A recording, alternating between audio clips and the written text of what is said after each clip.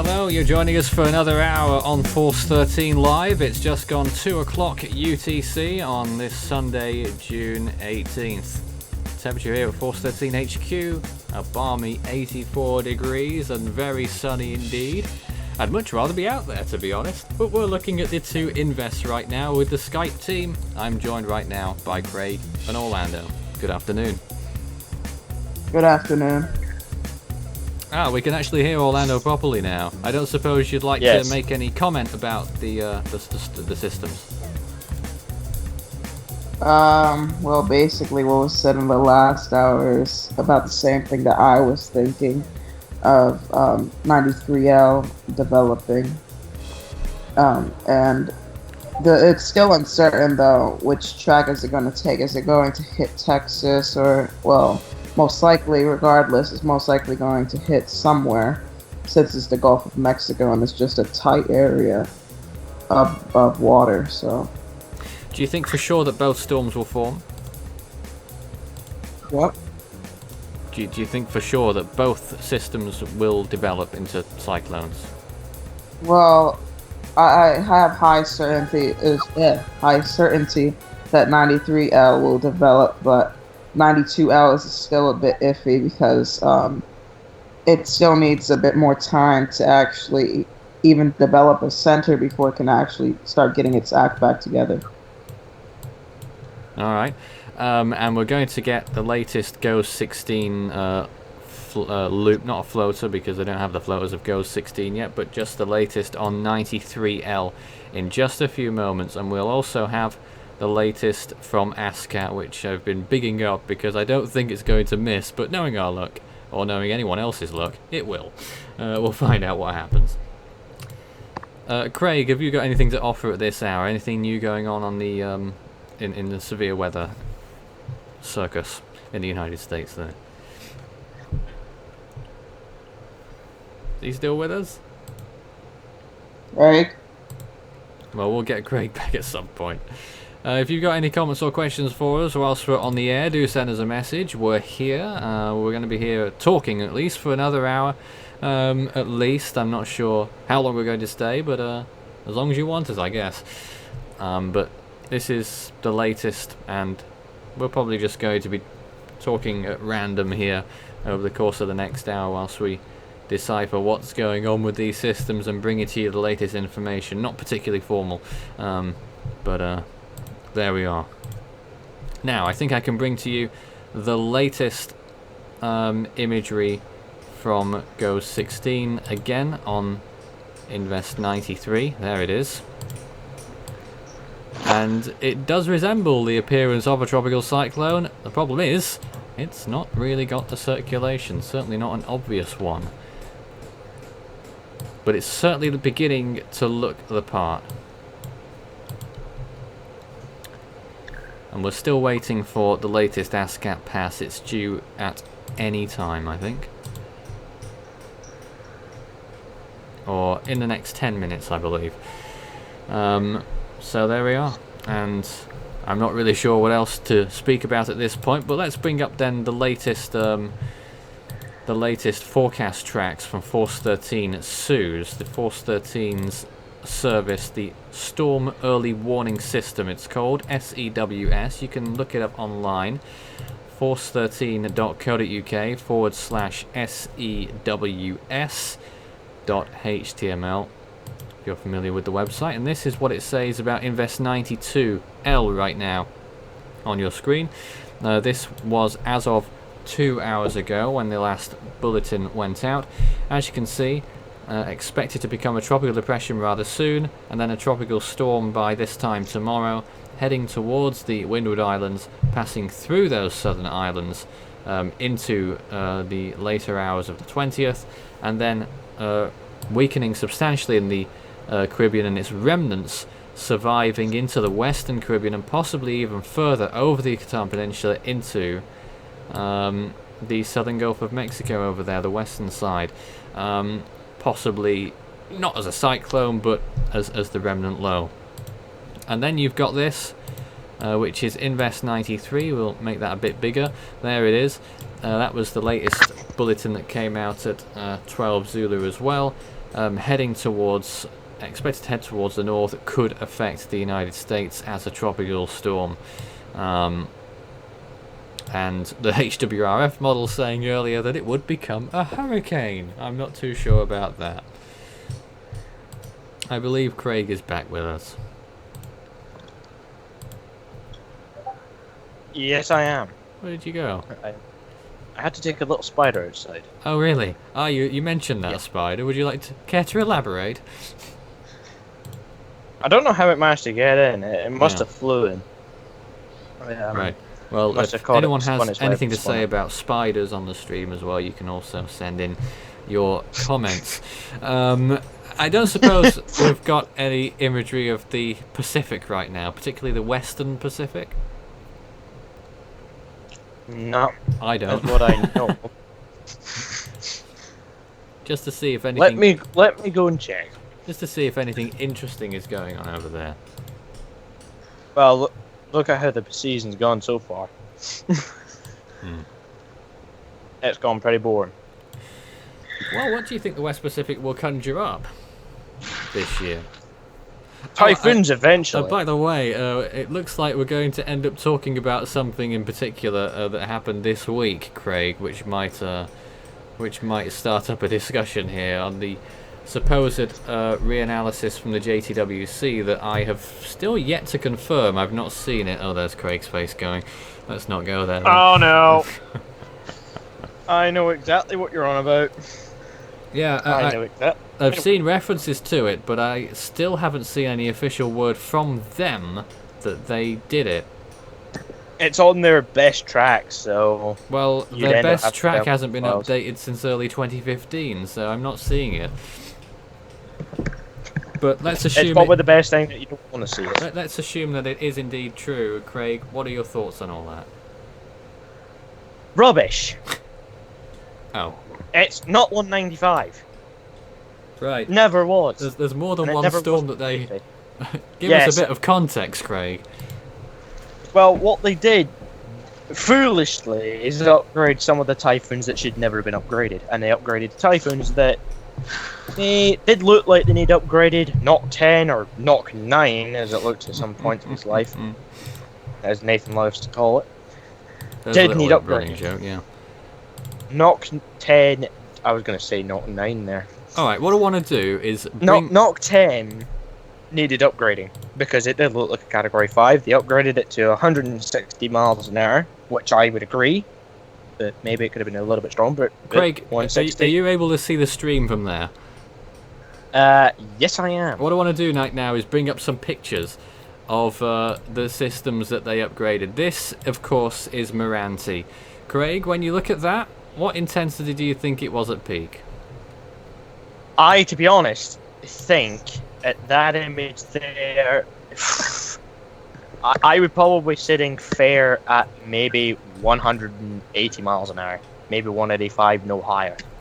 Force 13's But analysis went with 182 and a pressure of 894 millibars. That was Typhoon Meranti of 2016. The JTWC apparently, still not seeing the confirmation myself, but apparently they say 195, which I think is absolutely laughable. And what's more, if that's actually true, which it clearly isn't, but if there was a 195 mile an hour storm over there, the pressure of that system must surely have been in the low 870s or even in the 860s, which I think just makes a mockery of what it was, which I just don't subscribe to that at all.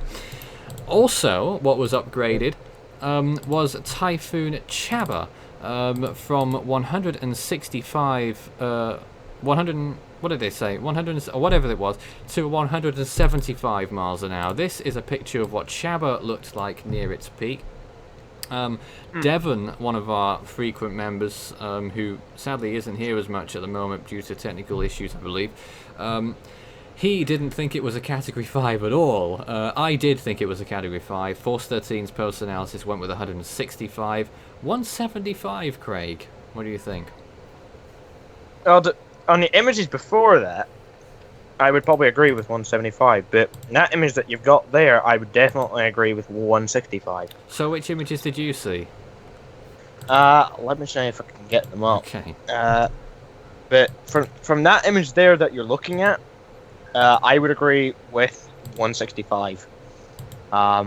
Depending on what was the reanalysis that 430. Well, that Yeah, you gave. 165. Now this is Heimer. I don't think that's at peak. What did they do to that one? I can't remember. They upgraded it a little, but I can't remember how much.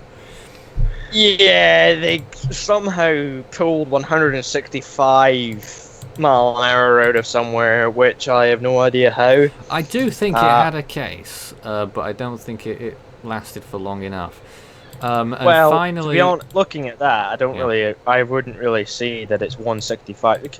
If it was 165, if the eye was looking a lot better, it wasn't as clouded as it was. just glossing over that one really. Now let's go to Nock 10. Yeah. They upgraded it, what, to a 5, just 160, or?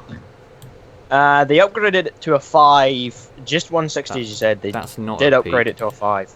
Force 13 would agree with that, 160 at peak. There's a nice image of it, by the way, near its peak.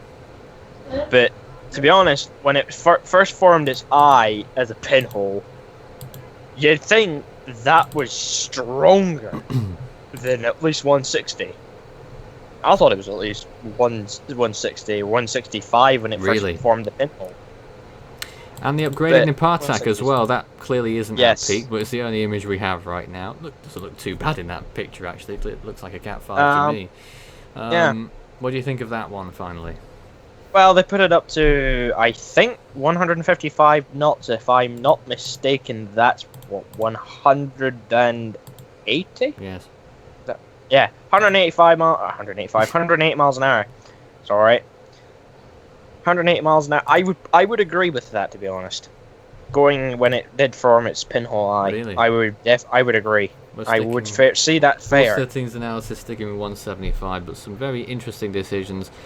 I mean, Yeah. we could probably see all the others except Moranti. I just think it was absolutely bonkers. If Not they to say have it wouldn't have happened any- before. Not to say it hasn't happened before. I think quite certainly that the Typhoon, if you've not seen Typhoon 12 of 1927, I believe that one might have reached a wind speed close to that. It had a pressure recorded by a ship of 887 millibars, remarkably. And bearing in mind that probably wasn't near the centre. But that's that. Let's move back to everything Well, also else. you've missed one out. You missed out Songda. Oh right. Because I think that That is the forgotten one, isn't it? Really. It is really. That's the sad. So forgotten. I don't have an image of it. So. Yeah, that's the sad forgotten. Super Typhoon that nobody. It's one of them ones that just. Oh, it's a Super Typhoon. It did nothing. Oh well, we'll just forget about it. It's a Super Typhoon. Just like so many that have was gone it one? before. Was it? Yeah, was it 155 miles an hour at peak, or is it just 150? I think they said 150. I seen and we still have 130 on our analysis. But their there we are. post-season, JTWC's apparent post-season analysis put it at 150 miles an hour. I would probably need to check to see what they had officially for it. Actually, I'm on RAM right now, so I could probably check. Songda. Typhoon Songda was a very interesting typhoon. Very weird one as well, because it looked very impressive when it was starting to go into very high shear. It didn't really lose its structure right away until it went dead, and I think it was actually entering the jet stream when it was actually it was entering the jet stream. I'm on Songda right now. What was their official peak for it? 150 miles an hour. So they did nothing to it. What a waste of time. But to be honest, Songda looked very impressive though. Someone also tells us that they upgraded Omice from to Category 1, and that does not make the most of sense, is what they say. No, I see that was it Mindle or was it I think it was Mindle that they upgraded to a Typhoon, I think. Oh, really? I didn't see much of it. I think they did. I'm not too sure. Earlier But on, I think it might not. before the end of the last hour, I was going to tell you, enlighten you on what happened in the West Pacific in 1914. In fact, 122 people were killed that year by typhoons. Some damaging ones, 4 of them in particular, contributing to over 20,000 buildings being damaged and something like 10,000 destroyed, and quite a few injuries there as well. To our knowledge, there were 3 Category 4 storms, and I think only one of those actually was damaging. All had pressures in the 930s or 920s in that year. So the total, as far as we know, for 1914 in the West Pacific, if you're interested in that year by any chance, 25 cyclones, 24 tropical storms. I'm just counting here. 13 typhoons and 4 majors. Anyway, if you've just joined us, our eyes are mainly on the Atlantic. That's why we've titled today's broadcast Eyes on the Atlantic, for obvious reasons. We're looking at Invest 92. There's the latest graphic from Sue's, Force 13's Storm Early Warning Service. And you can find that on force13.co.uk/sews.html. You can also find it if you're on our Facebook and Twitter pages. We've got links to those pages every time they get updated. That's what it says for 92L. Here's what it says for 93L. And it looks to me as though, and it's been occurring for quite a while, that the swing of momentum is going, the pendulum is going towards 93L. I would definitely agree that the 93L is looking like it's going to take the upper hand in attention terms, and also probably center stage, because this storm is obviously going to be posing a threat to the land regardless when it starts entering the Gulf of Mexico, because it could literally go anywhere. Well, actually I'm going to finish off the models, because I know I was on the models. Oh yes, of course. When I was in the middle of doing that, and I yeah, know we had there's to do a news. break. Yes. Yes, and I know there's severe thunderstorm warnings, but I'll read them out after I've done the ECMWF, which was the last one I was on. Once it loads, Yep, we have it. ECMWF, you're on live air. There we go. Thank you. Now, here you can see 92L. I think that's at least a tropical storm from what I'm seeing. This is the 500 millibar height, so it's not showing much. It might not be a tropical storm. It might just be a depression or even an invest. But they have it making landfall on South America. There's its remnants as far as I'm concerned, or as far as I know, not concerned. Oh really? Could you just swing back there? There is 92L. And then suddenly ends up there. Oh, I don't So think that's. it looks like it's making a landfall. I don't think that's it. It's more likely to continue towards the west-northwest. Sort of Well, towards Jamaica. that's at the start of the run. It's just completely. And this gone is what after they that, did. isn't it? Yeah, this is definitely 92L, because here's where I think where its current state is, or current position is, and it does make that turn according to the ACMWF, and then it goes straight into a landfall. And there's 93L. Just to do this for you, Craig, I'll just read out the severe thunderstorm warnings for everyone. Sure. Franklin County in west central Arkansas, as well as central Crawford County, Sebastian County, and northeastern Leflore County, I believe it is, in Oklahoma. And also quite a large area actually under severe thunderstorm warning right now. Southwestern Sebastian County, northeastern Pushmataha County, southeastern Latimer County, and Leflore County again, so you get repeated sometimes. Northeastern Logan County, Johnson County, southwestern Newton County, and northwestern Pope County as well. And lots of locations included in those counties, of course. Generally, you're looking at the southeastern extent of the severe thunderstorm watch is now warning. Covering Fort Smith is the only real major location covered by the warning right now. Yes. And here, well, back to the ACMWF model run. There's 93L in the Gulf of Mexico. Now, this is interesting. This is very interesting. they take it towards the border. Maybe just border? north of the border. the Oh, American side of the border with Mexico. Because there is what's basically what is left of Yes. 93L. And here is Moving basically where towards his Hank's landfill house. point is. Possibly, maybe even Isaac's as well. Definitely. Maybe just a bit far down from Isaac, in fact. But this is definitely showing a potential rain threat, obviously. Once the ECMW stops bugging out on me. Okay. This is definitely going to be interesting. Because I've seen, well, as we've seen in the model runs, GFS says Florida Panhandle. NavGen also agrees, but ECWF has put a spanner in the works and said, no, it won't. It will go into Texas, or just north of the border with Mexico. So there's a little bit of a split between the models from what's going to happen here. And also another one that's been coming to light is GFS Para. I might just take the look at that for this. Well, to be honest, as far as I'm concerned with this, it's just the exact. Oh, good lord! It's a good thing that's 500 millibar. That's not actual surface or anything. That's just a good thing. Oh goodness. This is GFS Para. I might go down. This is 500 millibar, by the way. So don't worry. Right. It's not a major hurricane. Don't Certainly. worry. Even if it was, it would still be. Oh dear. Well then. So here's GFS Para. Yeah, it looks like This we've is got a little what bit of they're a lag saying. between what you're saying and what we're looking at, so. Yeah, I'll let that Still- catch up we're at the still minute. waiting I'm a just little trying bit to here. set zero. Temperamental software I'm trying and to whatnot. zero. There it is. Yeah.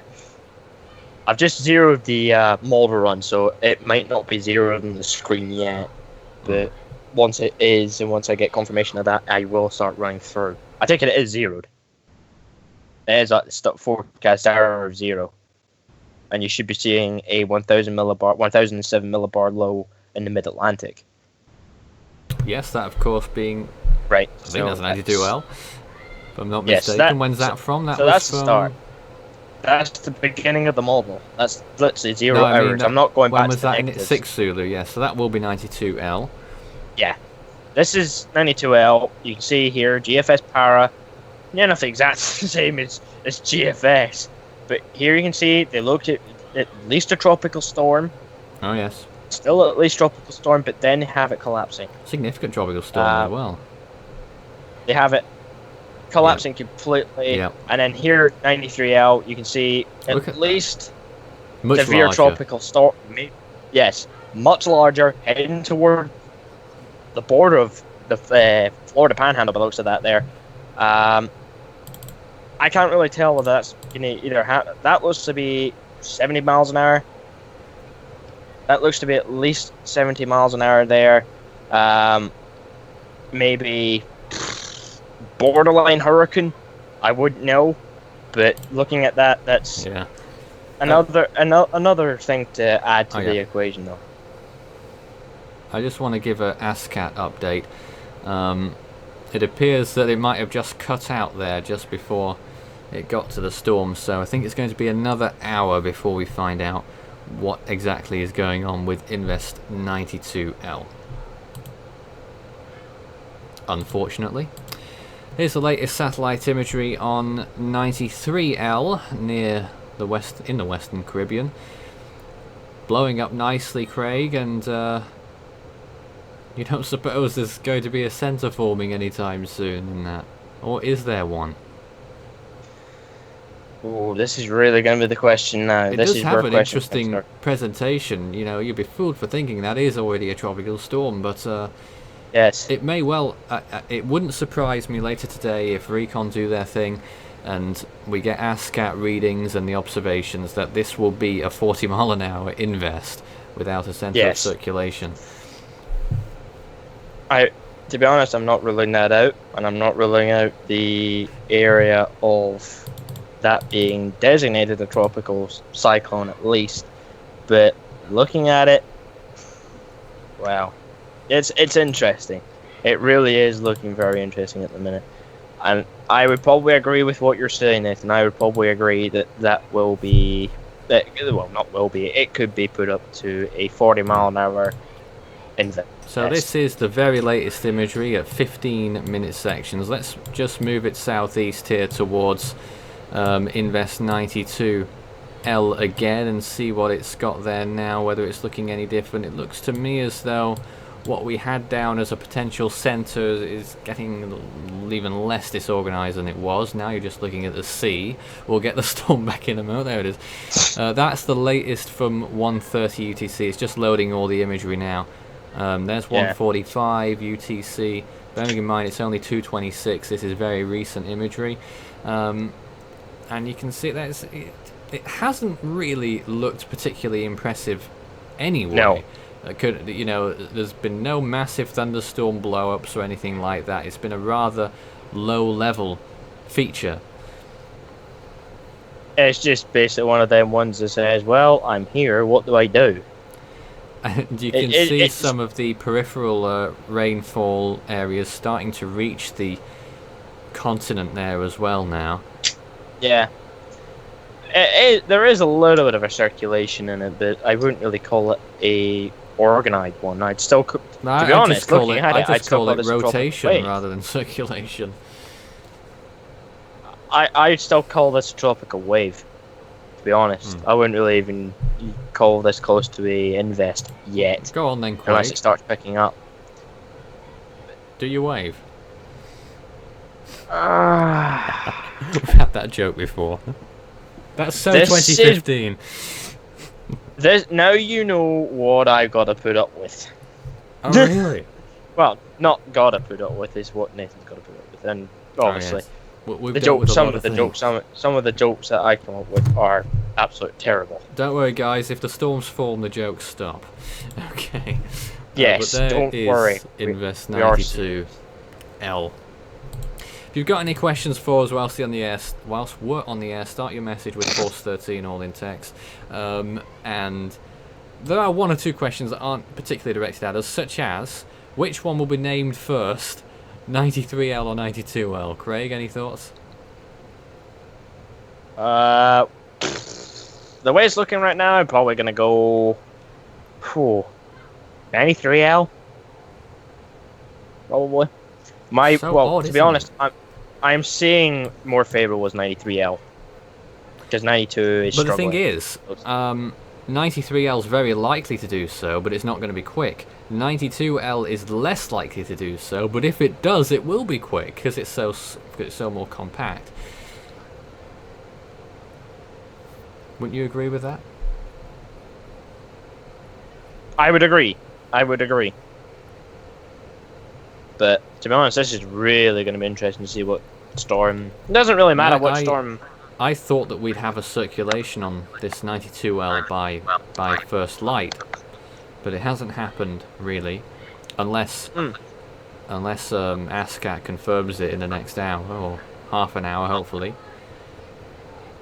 Then, well, we have something at least to watch. But as we found it with past history of storms in basins that are monitored by the NHC, we know what their recent record's been like.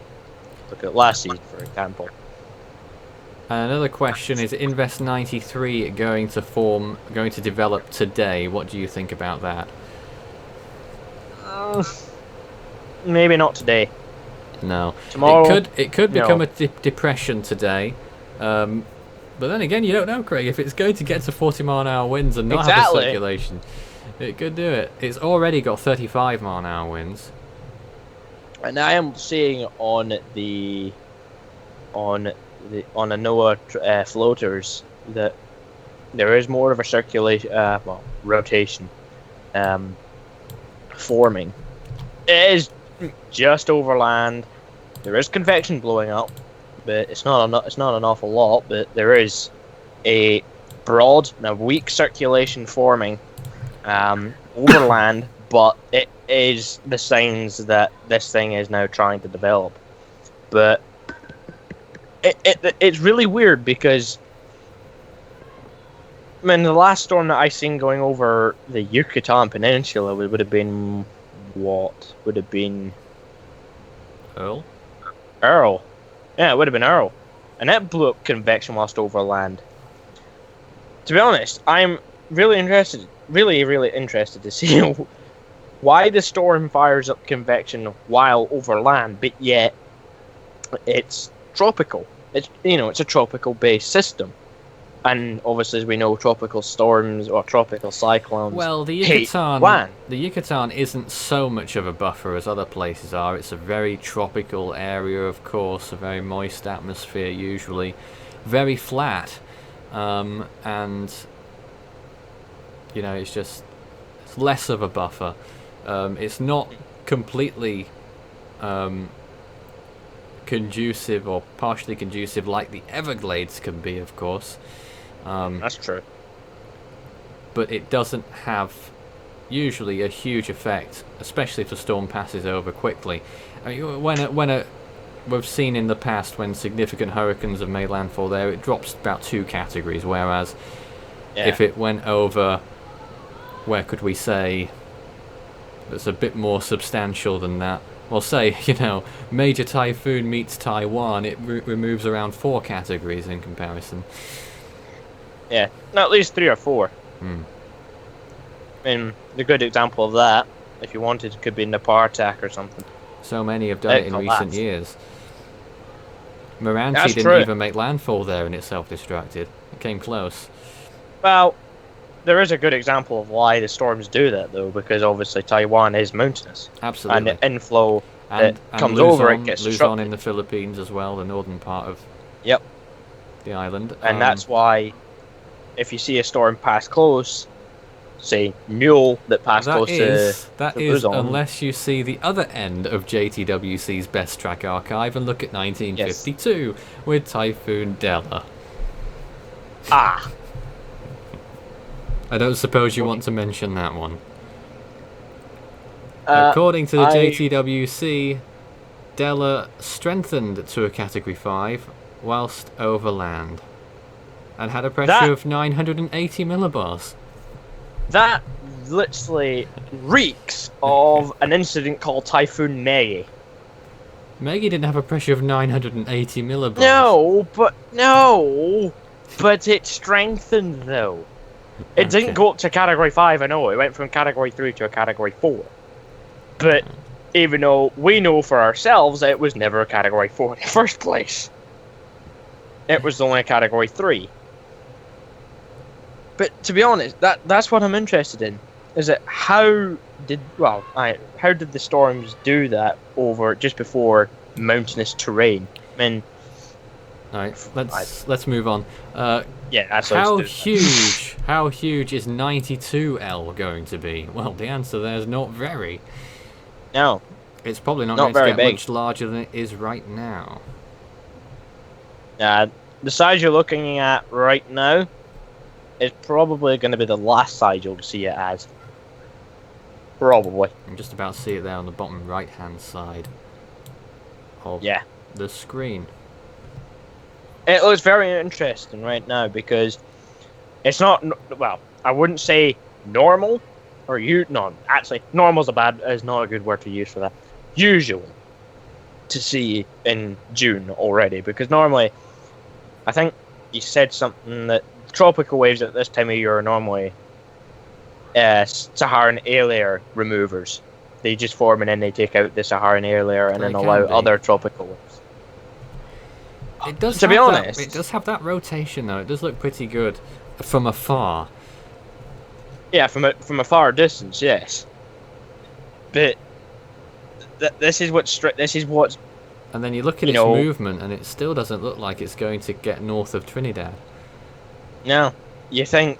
I'm thinking now. Well, this could actually make landfall now. This could now be on course to a one-way ticket for landfall. But this is what's unpredictable about the Atlantic.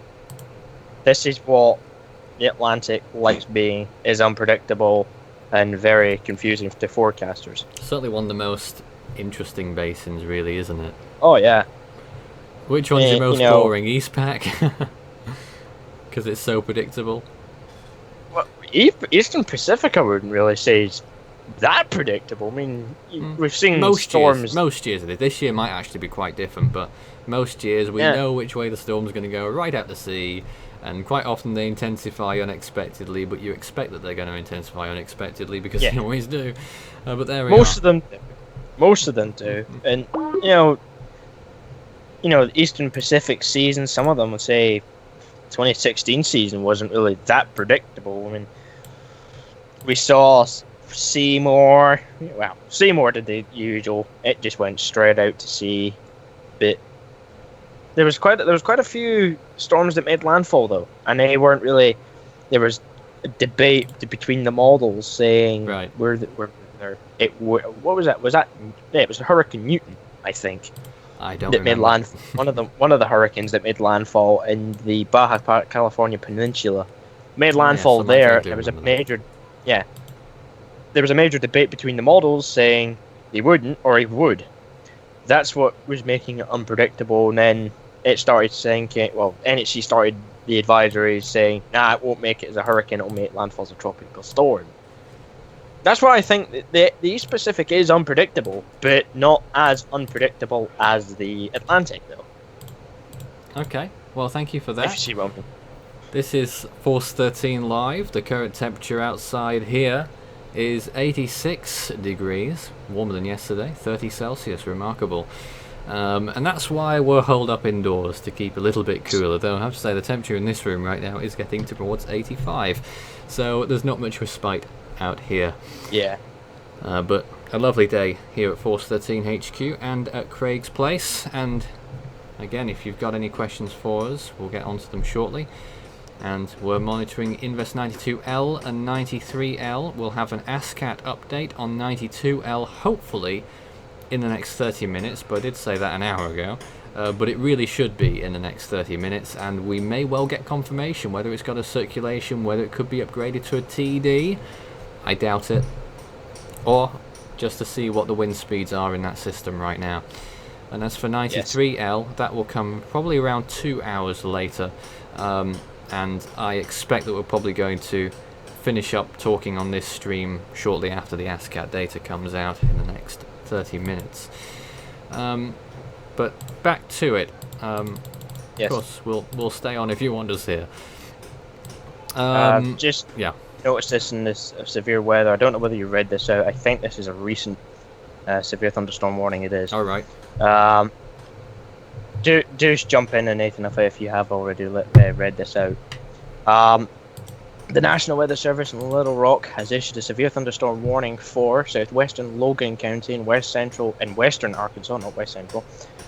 Scott County in western Arkansas, west central Yale County in central Arkansas, Polk County in western Arkansas until 10:30 a.m. Central Daylight Time. Yeah, they've just put out a few more, haven't they?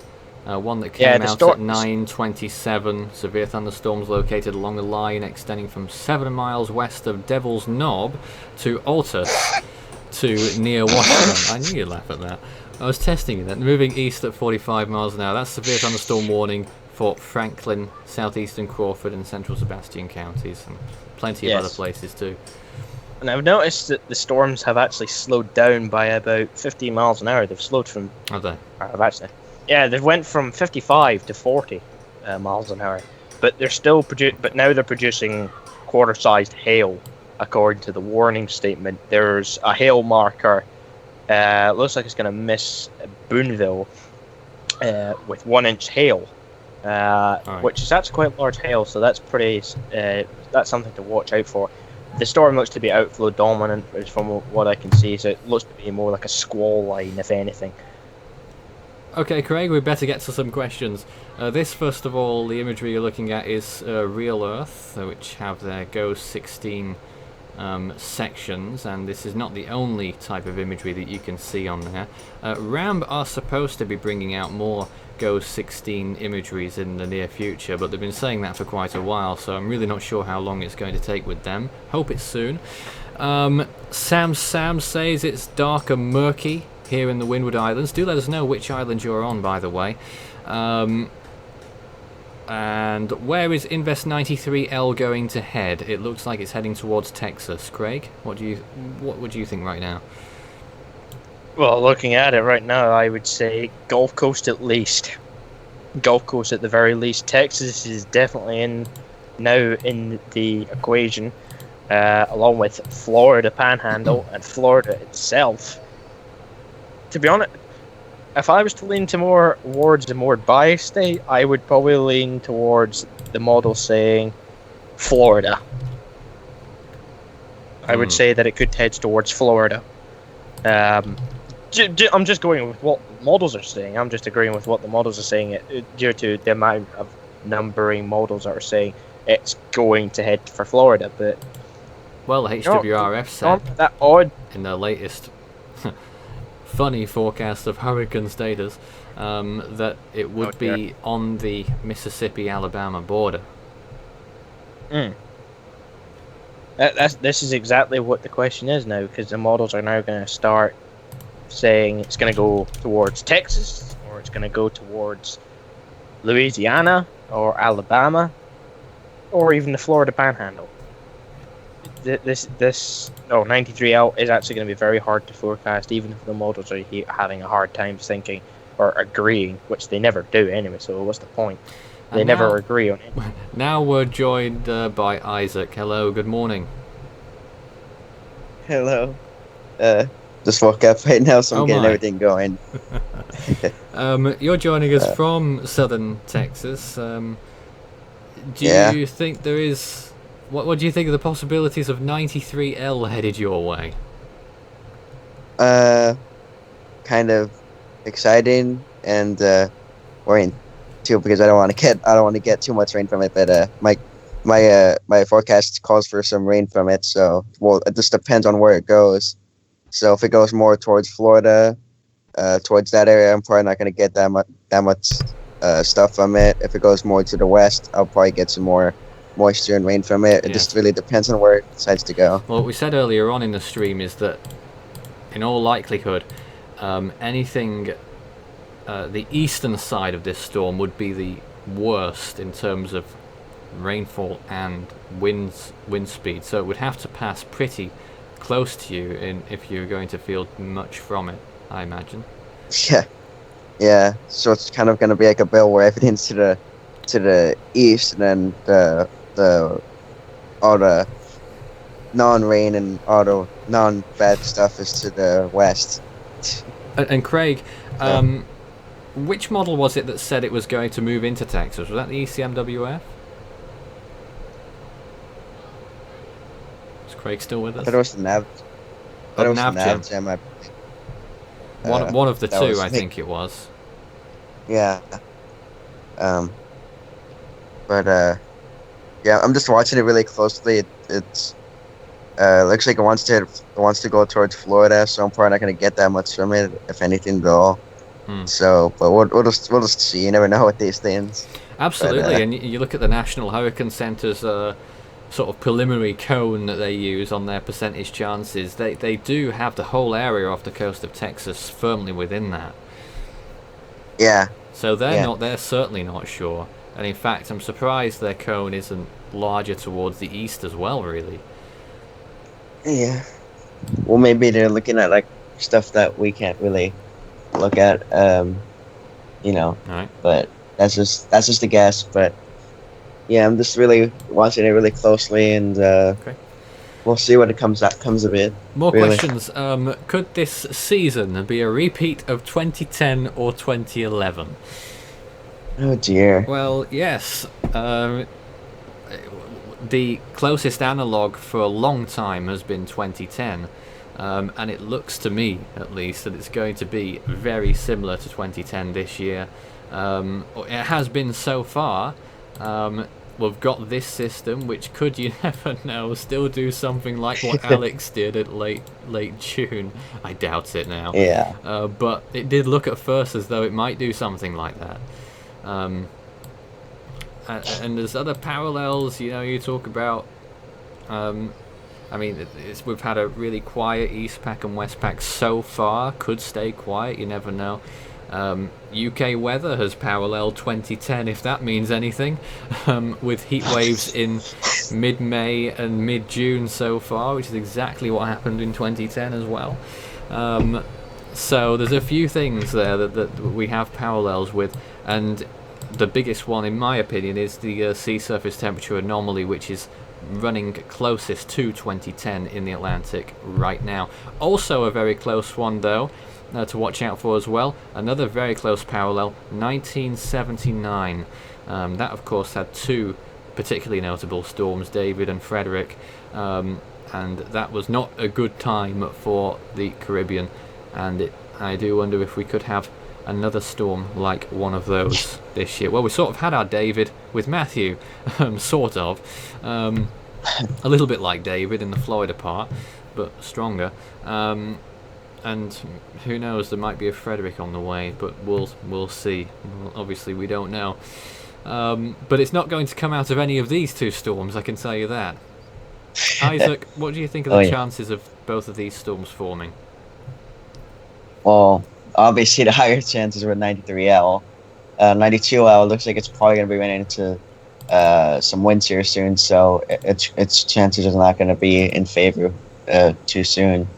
Pretty much, I think all, last time I checked, pretty much all the models were saying that after it gets past the Trinidad area and the southern Leeward Islands, it was basically just going to weaken and die off. But it really just depends on the wind shear.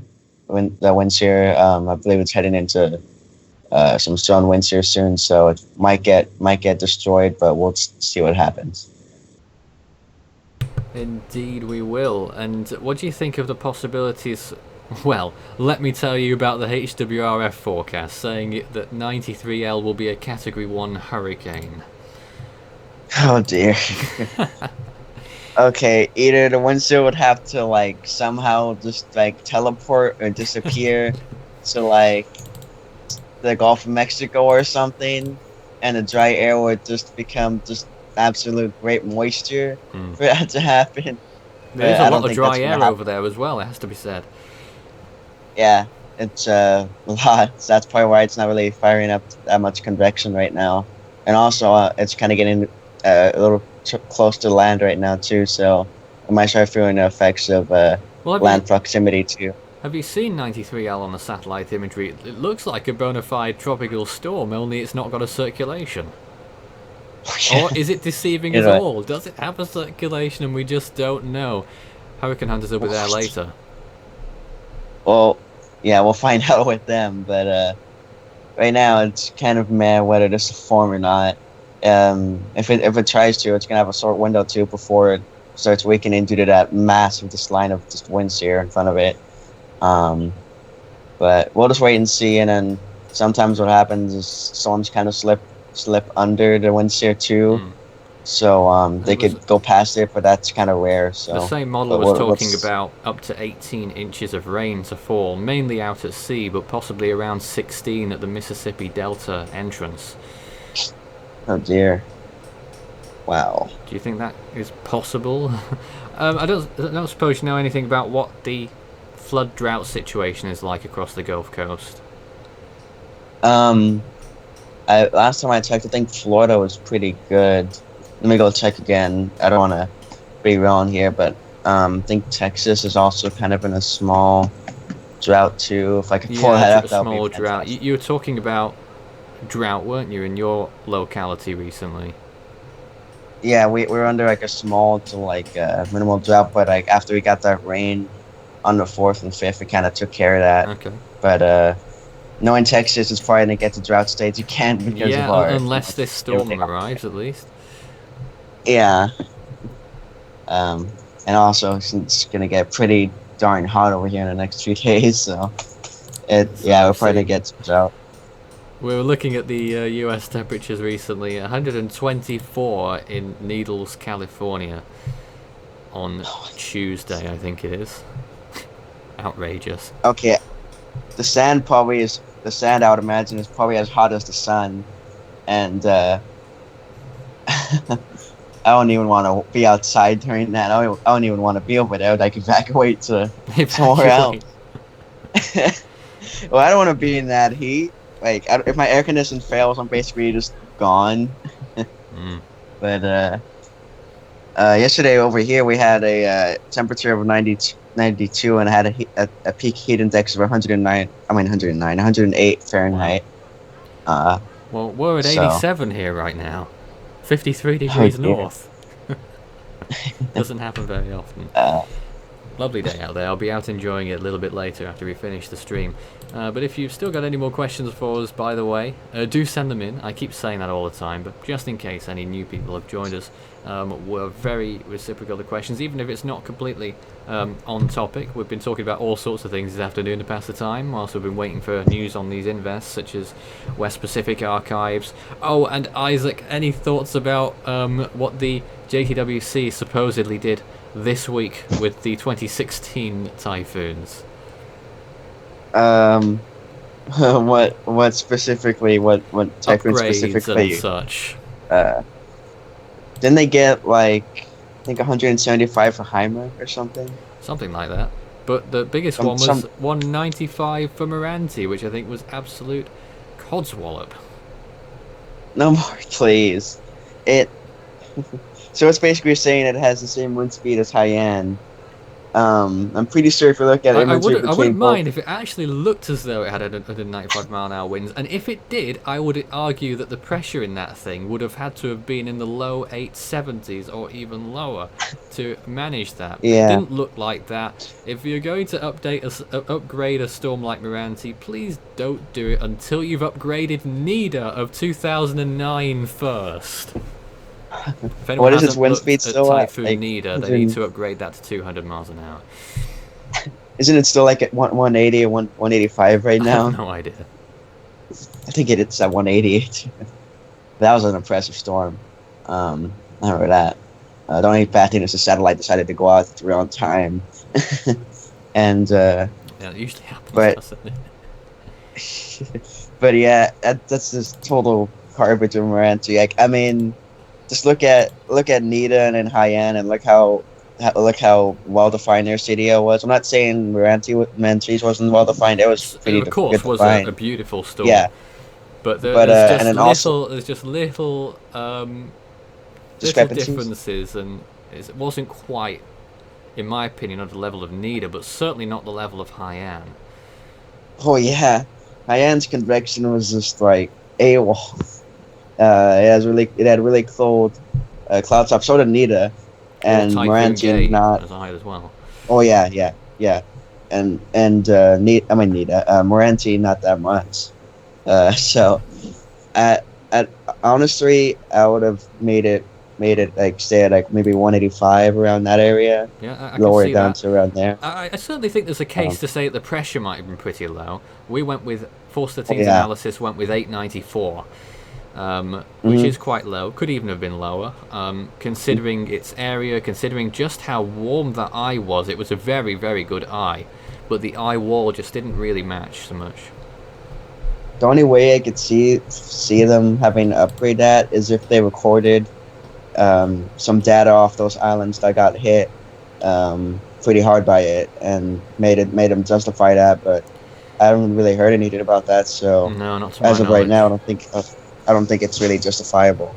So, but I heard those islands got destroyed by they got into the eye of the storm. One of the islands, I think it was one of the Philippine islands. I can't remember the name of the island for the life of me. If I can pronounce it well, but the eye went right over it, and it was just insane. But certainly was probably one of the most memorable parts of 2016, really, as well as Matthew and the like. Well, we're just about to wrap up our second hour here of Eyes on the Atlantic on Force 13 Live. We're waiting really for the next ASCAP pass, which should be due in the next 20 minutes or less.